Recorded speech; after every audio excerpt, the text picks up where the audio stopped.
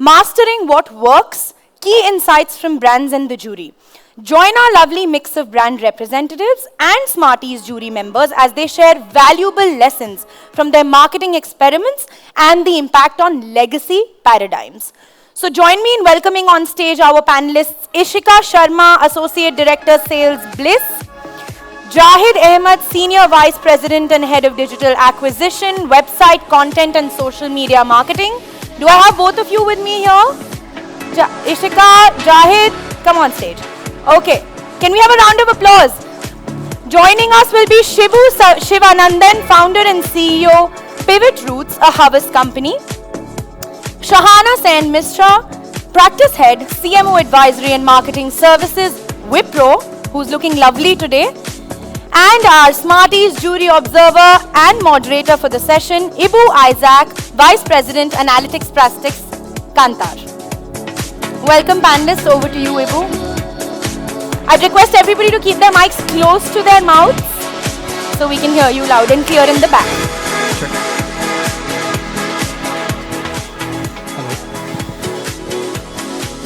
Hello. Can everyone hear? We are good? Yeah. All right. Firstly, thank you so much for the panelists for joining me on the stage. And we're really looking forward to an engaging and a fun session. You know, not too much fun. But yes, serious also a bit, seriously fun.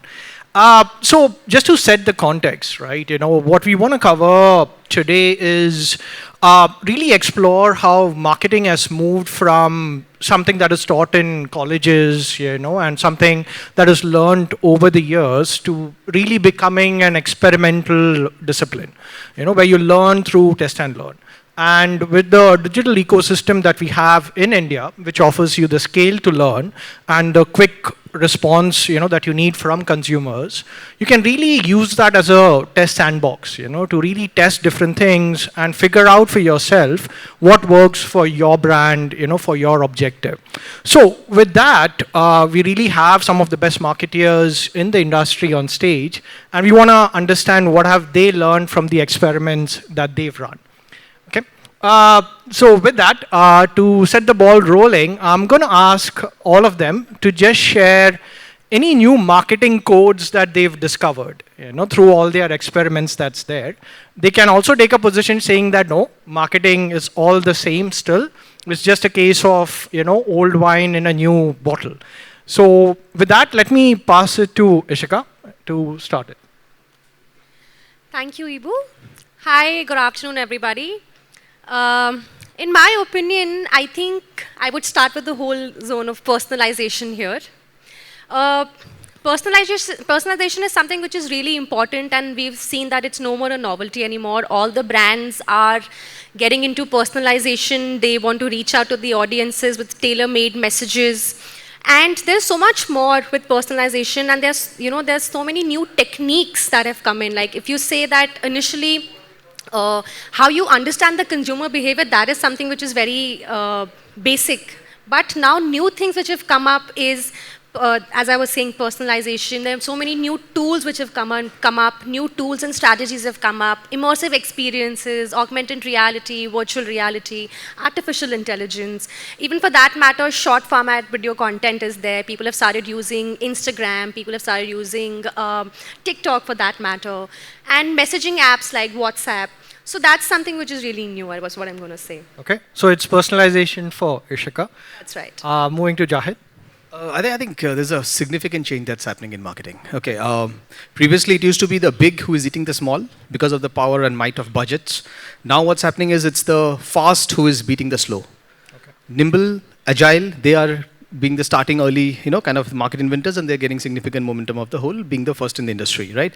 So big businesses, they have to be pretty much agile. Okay. Then I think the 2-3 very important points that we are seeing is the whole concept of RTB, comparative advantage, that's gone.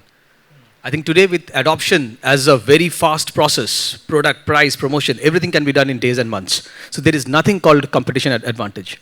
So with this case, how do you be relevant with the mental availability is, I think that's now coming out to be the crux, okay? And then I think is the way frames for references are changing. initially what used to happen is a bank, people used to refer a bank with a bank. If I am better than the competition, I am home. But now with immediacy of Uber, simplicity of Google, personalization of Netflix, I think irrespective of SKU category, everybody is expected to do the same. And that's the challenge, and that's where the momentum is being gaining. So I think the whole ecosystem is changing, and how, and that's where the dynamism is. Okay. That's an interesting point, because for the longest time it was thought that if you're big, you already have an advantage because of that. But as Jayad mentioned, maybe now it's no longer about being big because it could become a liability, but it's more about being fast and nimble. Great, thanks a lot. And Shivu, over to you. So what I have a slightly different perspective as well. For me, I feel the fundamentals are still the same, right? The end output, everything still remains the same. What has changed over the years is the application of these fundamentals, right? Give a simple example of how we do planning, right? Earlier, probably a few years back, we were looking at IPs, we were looking at city targeting. That went to probably, your interest and affinity. And if you look at right now, there is a so much of hyper personalization, so you can actually target a segment of one, right? I think that's one of the areas where the application of some of these fundamentals have changed. Second is measurement. Probably a couple of years back, the kind of measurement that we were doing, and with personalization and with AI and with automation, right, we're able to get much more deeper insight, which is again going back and changing the way that we plan the entire marketing strategy. The third and also a very important point is how the brands are building trust and authenticity, right?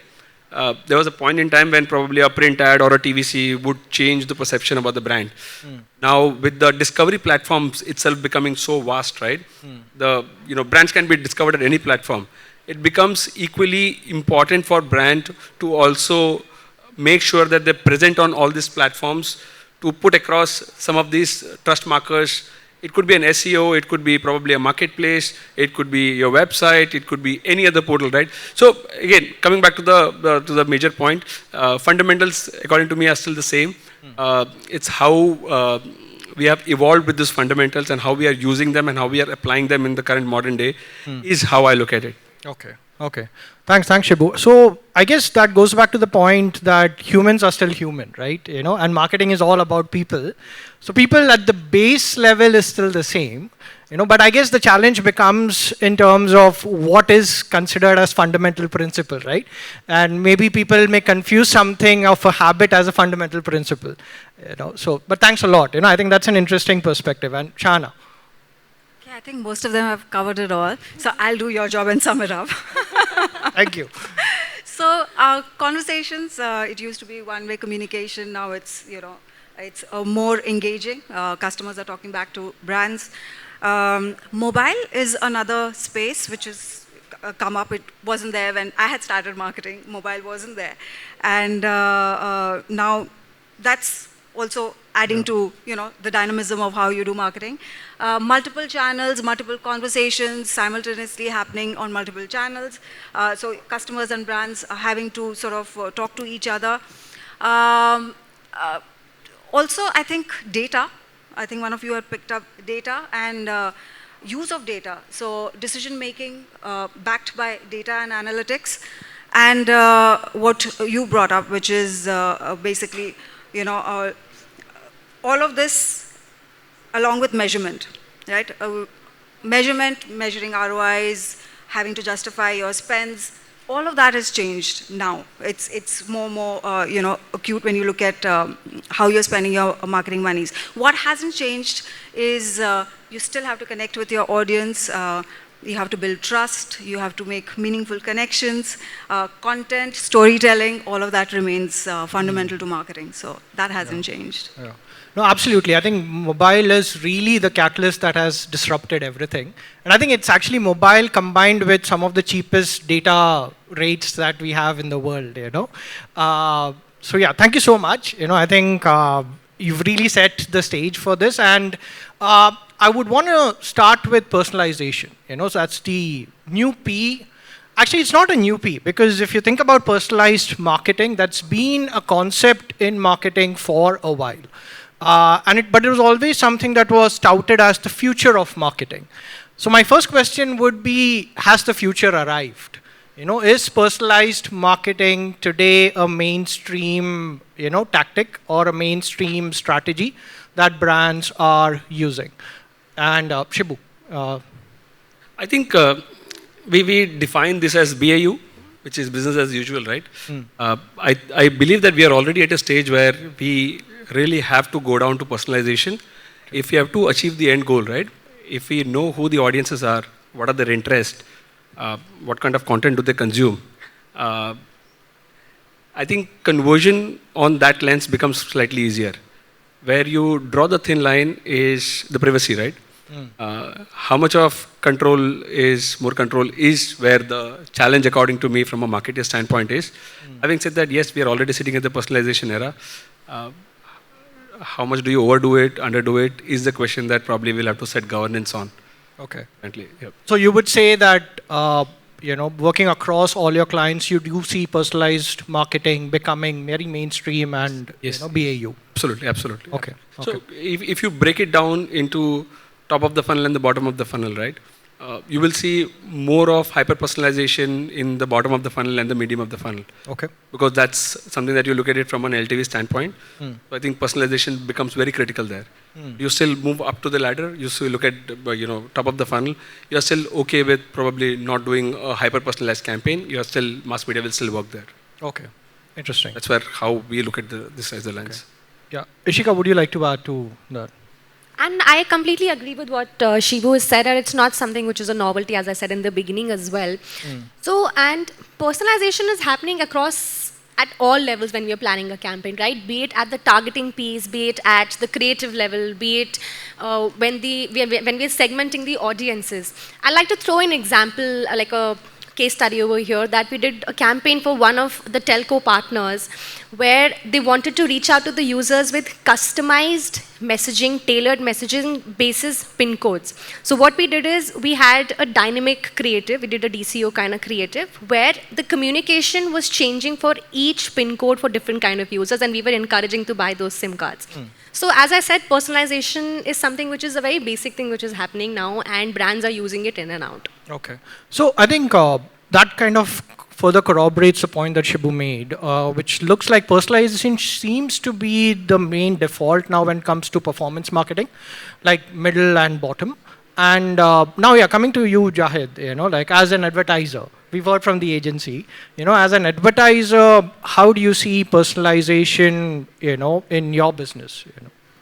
I think he mentioned, I think, especially post-COVID era, when people started realizing data is there, signals are there, attribution is there, let's go personalized. Okay. Now, that is where I think people have started losing the track. Okay. It's a flywheel. It has to sustain along with branding as a core.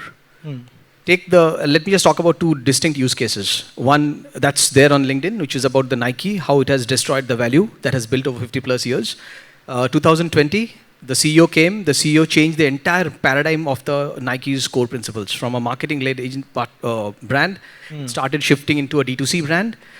From a marketing-led core, it's written over there from the 3 points that it got shifted as a principle. It started moving to a data and digital-led platform. Okay. 24 billion June quarterly result got wiped away in one day. Yeah. Right? So what we're talking about is the core. See, we have to create demand while we are looking for performance. We cannot retain and serve demand. Right. What Byron Sharp says, right? We cannot say that, we cannot grow loyalty just by serving my own customers. Today, mental availability is equal to market penetration. And we have to continuously grow at that front while doing performance marketing. A very clear analogy. You go to an orchard, you need to pluck flowers. Do I do one on one, or somebody goes and shake the entire tree, flowers come in, and then I just collect them? Right. So that's how you grow the demand. Let flowers come in, and then I can choose from there to show my performance. What people are doing is both the flywheels are not operating at the same time. Right. People are doing either or, and that's the biggest problem where we see. Okay. A very case in point, HDFC Bank Pixel Card. It's the first in the industry a digital-led credit card, right?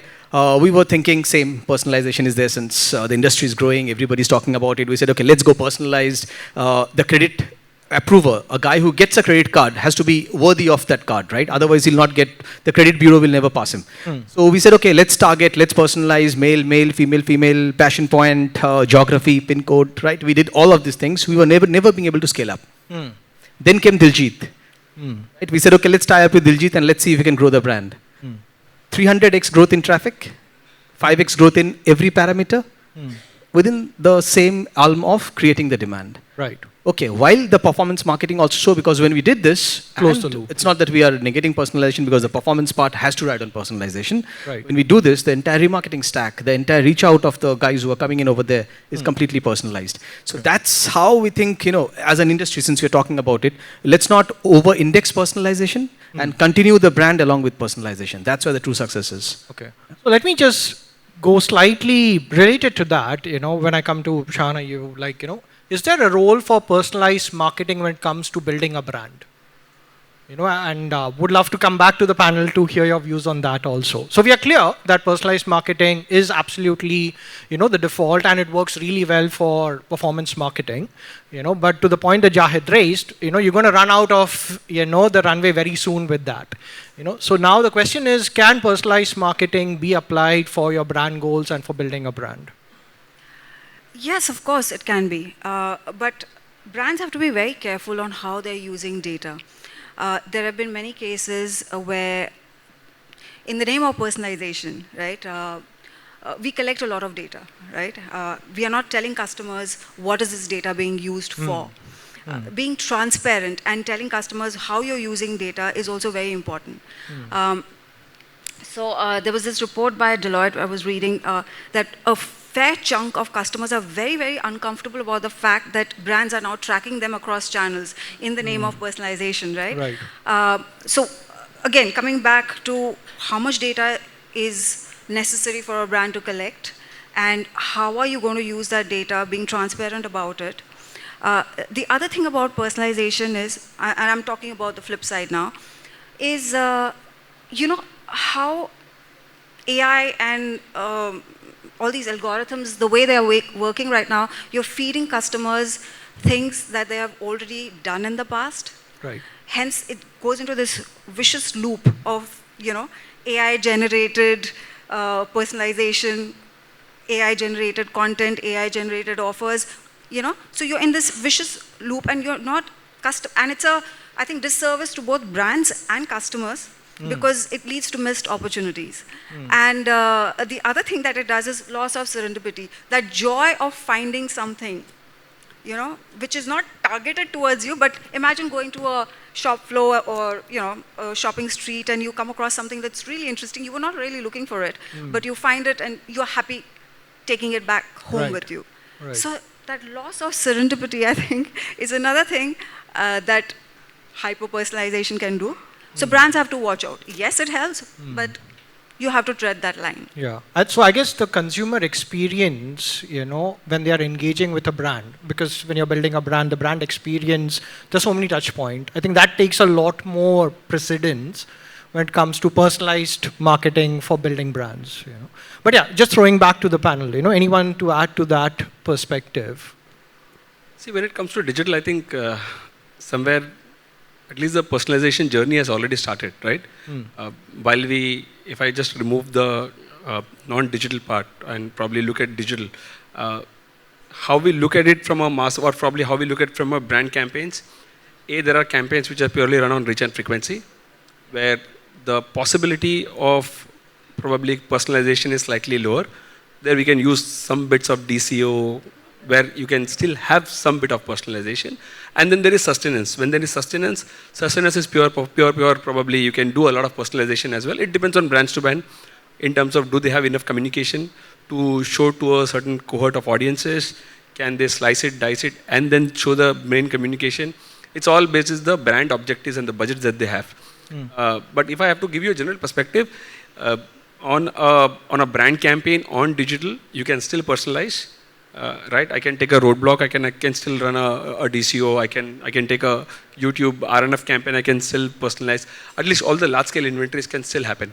It's up to the brand in terms of choosing whether they want that one communication to go to all of them, or they always have a choice to slice and dice the audience and do that. Okay. Just taking this step ahead, can personalization lead to growth of a brand also? Because today brand has to not, gone are those days that brand can say something, business is doing something, right? So it has to be, in fact, business and brand are now inseparable. Okay. So now look at the personalization. It need not be only from a campaign point of view. You need a specific service. The personalization has to be at the back end also. The right product, the right, if you have come to the bank and I'm selling you a product when you are in a distress of blocking a card, and I understand that and show you the right service. Okay. Or you have already complained in social media and you have come to my website. Can I have that customer one view to personalize the service in front of you and not talking about a sale of a product? Now this back end is called personalization for me, which really I think helps us to the customer appreciates this. That helps us to grow the relationship. Now, the front-end inventory can be a digital property, can be my relationship manager who is also talking to you in the same parlance. Right. This unification, both from showcasing point of view and understanding a consumer, is also, I think, goes a way to kind of build the relationship, and that's the personalization that helps us. Yeah. No, I think that's a very good point. Because maybe we need to, as marketeers and brands, awaken to the point that your brand is built at every touch point that the consumer has with the brand, and personalization is not just above the line media. That's a very good point. Thanks, Javed. Anything else? Otherwise, Ishika, anything to add? I think we've covered everything here. Okay. There's nothing much to say on personalization. So, staying on the theme of brand, if we move from personalization to the other side of the spectrum, which is brand purpose. Is there a purpose for brand purpose, for a brand? Why should a brand invest in a purpose that is bigger than the brand's business goal? Is it necessary for a brand to do that, or does a brand even have a choice? This time I'll start with the brand and the advertiser. So Shana, would you want to kick this off? Okay, so yes. I mean, let's look at the advantages. It can definitely lead to increase in loyalty, and one of the brands that pops into my mind is Dove, for example. They started, they have this campaign called Real Beauty, which is basically breaking barriers of your, the stereotypical norms that you attach with beautiful people, and it promotes body positivity. So there is a loyalty built around that. Then, of course, there are statistics that show that, brands that associate themselves with a larger cause than themselves tend to get better loyalty, better trust, transparency. All of that gets attached to those brands. Brands can differentiate themselves in the marketplace if they are following a cause. There are loads of brands that are doing that. There's a brand called Tom's, which basically has this module which they call 1 for 1. So for every pair of shoes that they sell, they actually donate as well. So that's something that is done well for them. Then there is reputation. I mean, you get positive PR, right? You get goodwill.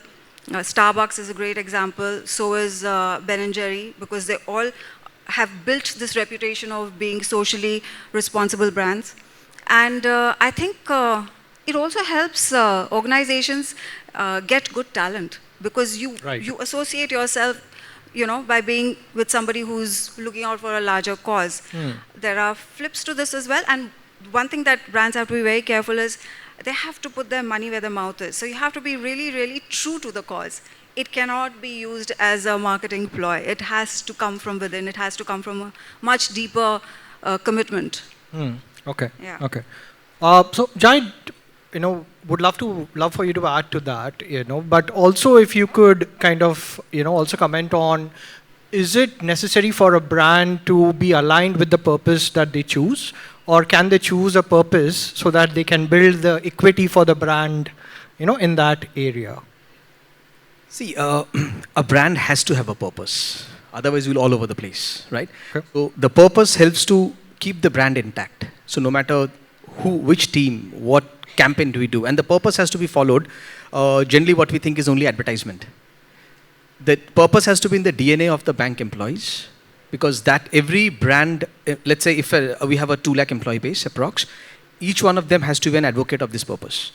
Because if my bank's purpose is to help every Indian make sense of money even when my RM is talking to a customer, he has to have that purpose in mind, otherwise it will be only sales. Right. Right? So we have to help them to make sense of money. It can be anything, right? How am I helping a consumer from the lens of money? Right? So this has to be there. Now, be from my brand campaign. Now, under this purpose, let's say we have 3 pillars: simplicity, knowledge, and empathy. Right? Now, under simplicity, like let's say influencers were growing, so we have created, and there are so many, say we kind of crack the whip, let's say like, who are these influencers? What is the qualification that they're talking about? Investments, right? But still, money is a much larger role beyond investment. So we said, okay, then why the number one bank should be having their own influencer? So we created an influencer who is just disseminating knowledge. Okay. Financial fraud. Now that's the largest, one of the largest hurdle that the country is facing today, globally in fact. Okay. So we created Vigilante, who, which is year on year, we are investing in it so that there's a influencer who is continuously apprising you on the latest financial fraud trends. So if you want to follow, just follow her and you get to know what's the latest trend that's happening, right? So we are trying to invest consciously in each of these pillars, which is leading to my brand purpose, right? Because today, see, the role of the brands are changing. Brands used to be an identifier. Then brand became a key instrument as a choice driver. But today, with the global trends that's going on and the global turmoil, with existential crisis of resource depletion, global climate scenario, I think the recent Deloitte report also said Gen Zs and millennials in India, 90% of them want the brands to pursue customers to integrate sustainability in their product choice, right? And so the expectation from brands today is to get leadership and integrity intact and show the human side. Okay. I think that's the expectation, right? Okay. And I think that can go ahead and create the differentiator.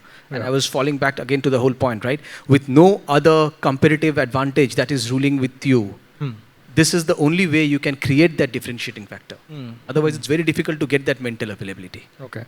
Okay. So Just to add to this, I mean, the whole point over here is that, as these people have already spoken about it, that the purpose over here is to build the perception about the brand. Once you have a perception, and that is how, with the whole perception of how the brand is being perceived by the end customer, you will be able to create some meaningful connections with the brand, and that is how you will have more conversions. So perception and the connection is what is all interrelated over here, in my opinion as well. So what I'm hearing is that, the payoff of investing in a purpose for the brand may not be immediate and may not even be tangible that you can measure, through some form of measurement. But like the whole brand equity building, which happens through multiple touch points, I guess here the payoff is not just for the customer, but also for your employees, existing ones, the tenured ones, as well as for the ones who you want to bring into your company also. I think that's a good way to think about it. And whatever business benefit you get is a bonus. Is that a fair thing? I mean, and Shibu, if you could just quickly comment on this. You do see brand purpose-led communication, being planned for and executed, especially on digital media. But if you were to look at the performance of those, kind of campaigns on your brand KPIs, business KPIs, what do you see? See, like you said, right? You cannot correlate directly to the end business outcomes. There is a lot of layers to it that you can actually look at, right? Right from NPS scores, employee engagement scores, how people are perceiving about the brand, what are they writing about the brand, and then becomes your harder KPIs of conversions, engagements, LTV, and all of those things. So I think that lens through which we look and measure this has to also change. Okay. It cannot only be the bottom of the funnel. It has to be a varied looking kind of a measurement framework that we'll have to put. It is just like probably how you look at PR also, right? PR, at one point in time, we used to look at PR from how many stuff has come out. Now we look at PR in a very, very different scale. Right. That's probably how you also look at this. Just one point. The people generally confuse CSR with brand purpose. Right. That's the first thing that we should not do. Okay. Second is, people think that they're buying from a brand, but when you follow your purpose, the measurement metrics has nothing to do with upfront money, but even it should not be buying from a brand, it should be buying into a brand. Okay. Look at Patagonia. That's what they've done. So when you follow a purpose-led brand, people buy into it, and that's where you create the differentiating factor. That's where the business will grow. Okay. Thanks. And I think this wraps it up really well. I think maybe there is a lot of confusion, because there is also a school of thought which says that brands shouldn't think so highly of themselves that they can solve such complex issues. But I guess every part matters, right? So thanks for that. I think moving quickly, to answer the elephant, or rather the AI in the room, the AI in the pocket. What is the role of AI that you see in marketing? And there's really a spectrum here, right? There was a belief that marketing could be automated through AI. And I think a lot of marketers got lazy, because of that. And some of the examples Jahid you cited maybe is a reflection of that, where I could just automate it. Then there is another thought where, it is like, yes, AI has its strengths, but human, led marketing has its unique space, and that will never be taken up. Or the third, and please add the fourth if you know of. The third is like, is AI more of an enabler? And the human part will always stay on top of the, the AI, whatever capabilities it is bringing. Yeah, Shibu, you want to start off? So, again, AI can never help you create the story, right? AI can help you work on the story, make it better. The human in the story has still to be there. This is the state, at least, where AI is currently. Making people lazy, yes, probably. But where I look at it, it is more of adding efficiency to the total ecosystem. Probably earlier, if the designer could churn out 2 creatives, a copy guy could write 5. There could be 7 banners which comes out. Now just multiply that by probably a 10, 15, 20, right? That is what AI probably is giving us. It writes emails. It probably you throw in any question, right? It summarizes it. So again, AI, I think at this point in time, and according to my lens, it's more of effectiveness and automation, but it doesn't yet have the ability to create a story. Create a story is where probably humans will have to intervene. Once they start creating the story, then I don't think any of us is required probably. Then it is a scary situation to be in. Right. Okay. So you're on the more cautious marketeer, I want to keep my job camp. It's also, if you look at the kind of AI also brings a lot of biasness to who is training the AI, right? So probably if Zahid is talking, if she is talking, if Ishika is talking, probably the AI might respond in a different way. So AI will always have biasness, which will come from the trainer, right? That is why I feel that human touch will still be required. AI cannot have, probably will not build biasness till the time it is trained. So. Shana, we were having a chat just before. Would love to hear your view on this. So, I agree at this point in time. Although, by the way, just the other day, I used an AI tool and I asked it to write a story for me. And I gave it some inputs. Okay, it did write a story, and it was very banal.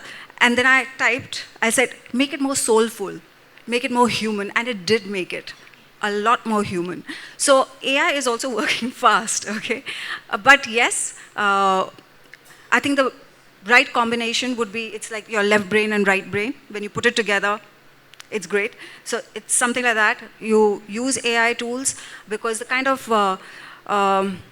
data mining that they can do at scale, we are not adept. I mean, our brains are not wired to do that. We are more attuned to doing, the creative thinking, strategy, making meaningful connections, building trust. That's what the human beings get into the equation.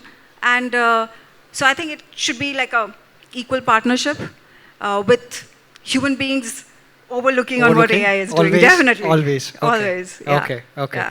Yeah. Jahid, anything to add?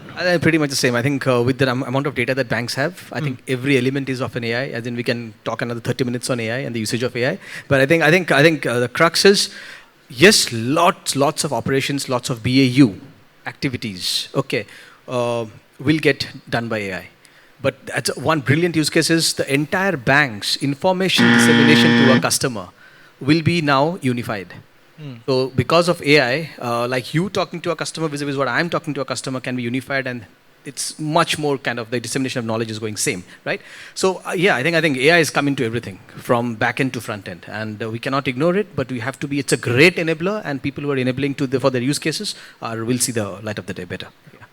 Ishika, if you could just wrap I this think up. they've said everything. There's nothing much for me to say anyway now. Yeah, but I think you also agree that there would AI is all permissive, and all pervasive, the other side of it, but a human would always Definitely. A You human, hope or no, because think? the human, as they've all said it again, I'll just reiterate it. The human input will always have a different output. So for sure, AI is the future, but I don't think without the human it's going to go further. You need that touch for sure. All right, and that's time. Actually, it was time a few minutes back, but thank you so much. It was an absolute pleasure and honor, to be moderating this panel. And thank you so much for such a fun and candid conversation. Hope you all had a great time. Yes. Thank Cheers, you. Ibu. Thank you so much. Thank you so much, Ibu, and thank you, panelists. Please stay back for a token of appreciation. Can I please have Gandharv Sachdeva, Country Head India Hybrid, on stage, and MVS Murthy, Chief Marketing Officer, Federal Bank India, both on stage to present the hampers, please.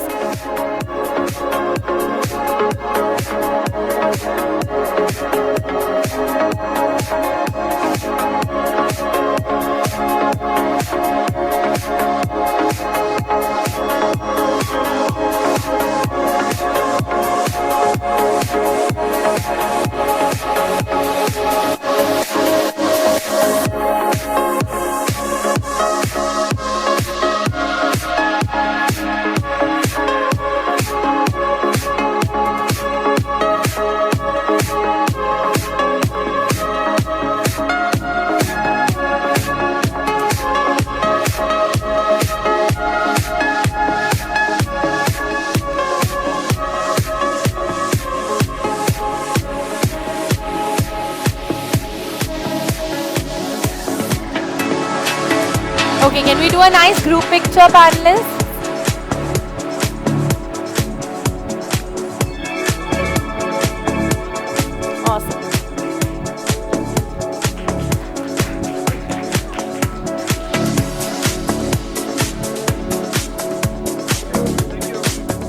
Awesome. Awesome.